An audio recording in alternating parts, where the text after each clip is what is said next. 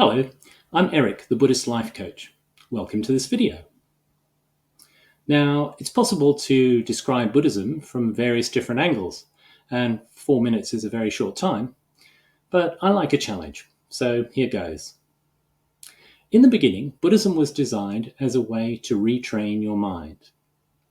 Now, you may have heard people talking about Buddhist philosophy, Buddhist ethics, Buddhist beliefs, and so on. But this sort of theoretical and conceptual stuff is very much secondary to the process of mind training. It may be interesting, and it's definitely useful to some people some of the time, but it's not the main focus. Instead, Buddhism starts from the simple observation that we often feel dissatisfied, and that this tends to happen when we don't get what we want.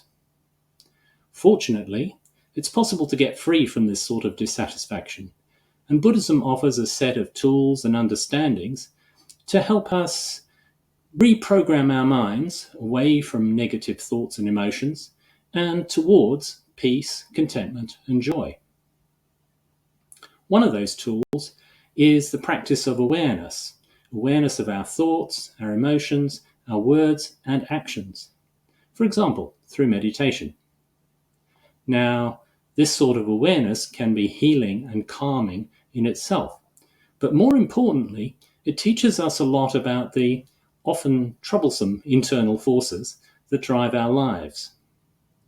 Armed with a clear experiential understanding that we get from awareness, we're then able to change those drivers.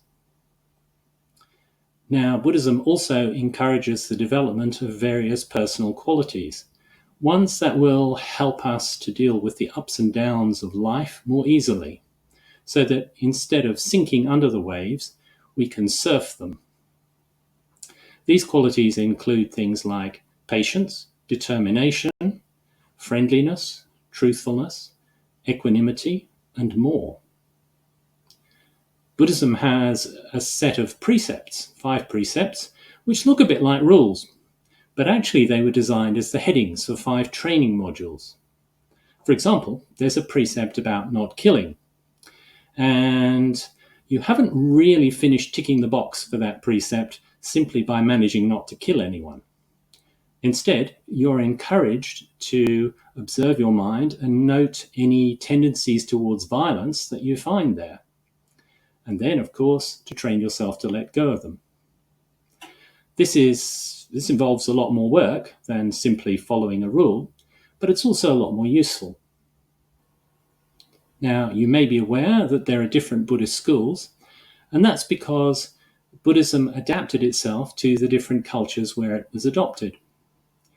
The various different schools emphasize different parts of the toolkit, and some of them have even developed new tools of their own.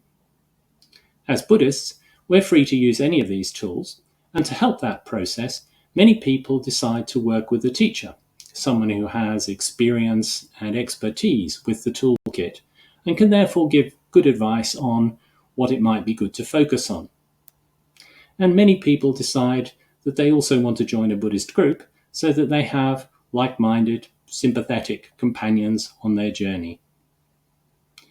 I hope this has been useful. In other videos, I will explore some of these ideas in more detail. See you soon.